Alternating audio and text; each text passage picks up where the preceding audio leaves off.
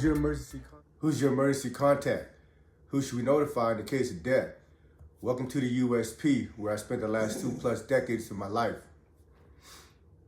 Continue the madness. I got to give you guys a little bit of background between the Native Americans. Within the prison, a lot of these Native Americans that come in, some of them gangbang on the streets, where they're Bloods, Crips, or Latin folks, or, depending on what region they come from, determines, the gang that they're affiliated with. But also a lot of natives that come through the system are from the res. And they have different groups in the Native American, outside of the different tribes in the region that they come in. You have a group that are Native Crips. They're part of the Native community, but they, in themselves, are our own entity. And then you have Native Mob, which are out of Minnesota. And then you have the Warrior Society, which is out of Arizona. Now, being in Florence, it's the first time I ran into dudes from Native Mob. It was my first time encountering them. But as far as the Warrior Society is concerned, I've been doing time with them, members of their organization, through the course of my incarceration. And just giving you a little history, the Warrior Society, somehow, some way, don't last long as far as their coexistence with the rest of the natives. And part of the reason is they push a hard line. But just to be fair and honest, they push a hard line on the natives that are independent as opposed to members of their own organization. Because, with the native circle, they go hard as far as they don't allow any sex offenders, they don't allow any rats to hang out. But a lot of times that they beef or get smashed off the yard, it's mostly over dope debts. Now, I met or know of individuals from warrior societies that, if they weren't part of the warrior society gang, they'd get smashed off because they got sex cases on their record. But I'm not here to speak on, what the criteria is for those people to recruit into the organization or anything of that nature. But, going back to what I'm talking about is that, when I got to Florence, everything in the system, you hear about them. Whether I'm in Florence or Victorville or Atwater or whatever, and whether the incident happened on the East Coast prison or down south, or we all hear about it, especially if it's amongst our community. When I was in Beaumont, I heard about the Asian Islander homies in Hazleton taking off on the Carolina blacks because of a deal that went sour, or because, the black thought they could push up on the homies. So when we're in Florence, we get word that the Warrior Society and the independent natives in Victorville got into it. And right now at this time, there's only very few yards that the Warrior Society can go to, just because of all the dramas that's been created throughout, the last 20-something years since I've been in a penitentiary. So while we was in Florence, they brought a handful, about 5 Warrior Societies to Florence. And the natives on the yard, they all got together and they powwow, and they're like, man, they don't want them on the compound because a lot of them has history with them as far as being on different yards. But, at the end of the day, decided to, just let them walk and see if we can coexist. Now they brought in a dude named Henry, Killer, Preacher, Timmy, and like two other ones that I forget their names of, but there was 4 of them in my block. And when I first entered Florence, a few of the natives knew me over there. So I had access to the table, to their TV. I used to run a poker game on their table, and we just kicked it. But when the word society came in, I noticed like they would just go up there and kind of like bulldog the table. First thing in the morning, they would go and put their chair at the table and sit over there. And, from outside looking in, from me observing, it just seems like they were just trying to emphasize their presence. And part of the reason that they can't really coexist with the other Native Americans is because they're always trying to insert policies that it's not a hard line, but more of just them and not a community. They're supposed to be, it could be the warrior society, but they're supposed to be part of the Native community.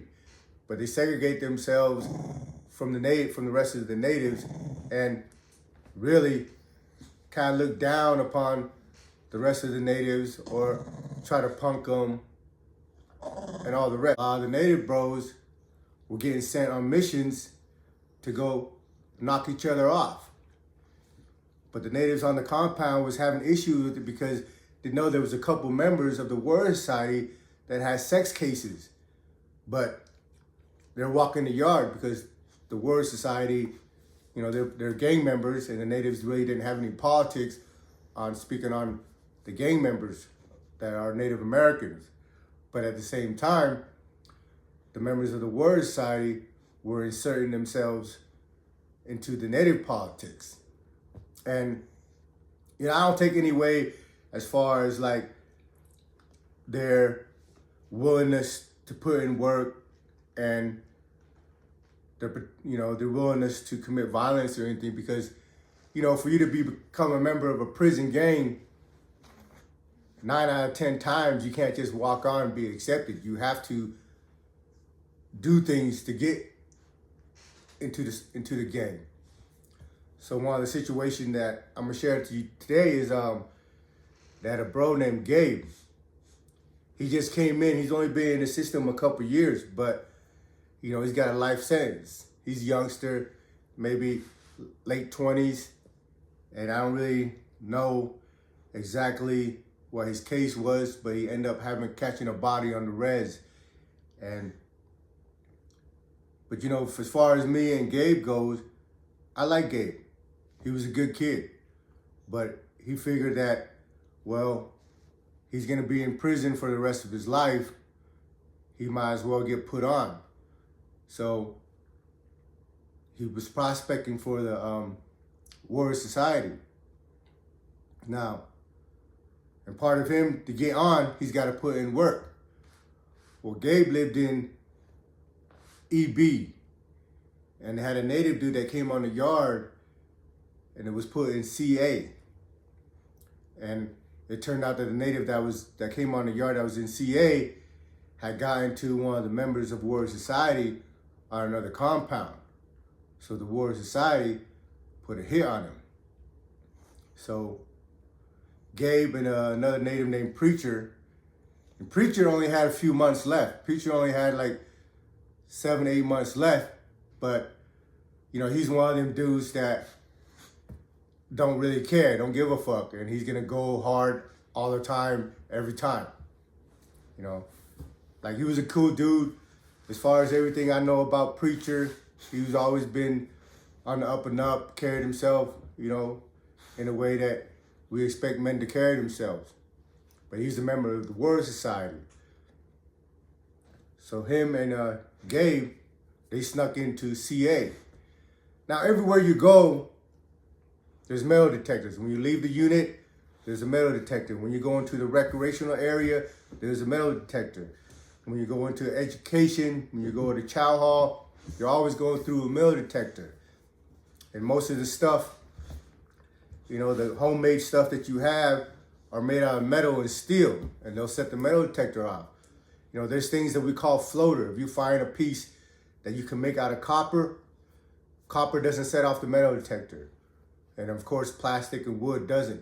But when it comes to getting into a knife fight, you really don't want anything that has anything less than steel.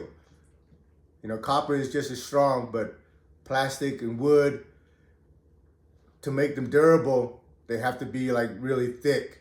And it's just, everybody prefers the stuff that's made out of metal and steel. But you can't just really carry it on you when you're traveling through different places in the penitentiary. So that's why most communities in the penitentiary, they have their stash buried out on the compound, buried out on the yard, stashed in the library. Like, everybody knows if they spend a lot of time in a certain area that, in their self-preservation, they stash shit over there so they don't have to get caught with it going in and out of places, because there's metal detectors everywhere.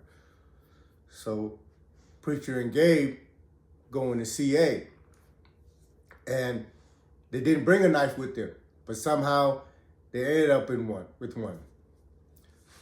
So I lived in DA, so I wasn't there to see the incident, but I had two homies that was in there named Aztec and Trent. And this is what was relayed to me through them.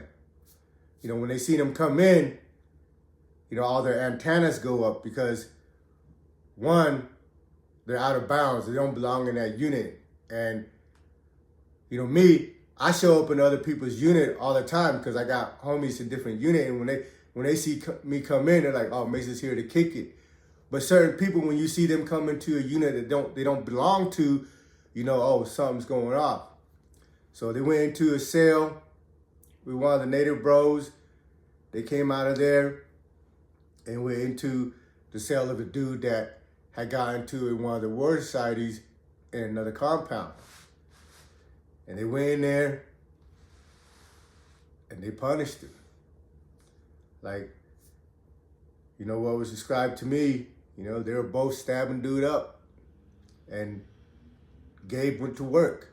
Gabe didn't have nothing to lose. He had a life sentence already. And this was his initiation into the gang. It's not like out here in the street where, you got homies and stuff, you're all kicking it and you get jumped in, or they might ask you to go steal a car, or the burglary. Joining one of these prison gangs is blood in, blood out. Meaning you got to spill blood to become a member.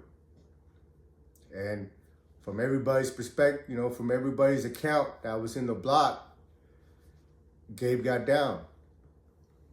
Gabe was just swinging that thing with the piece in his hand and was hitting dude. And there was blood everywhere.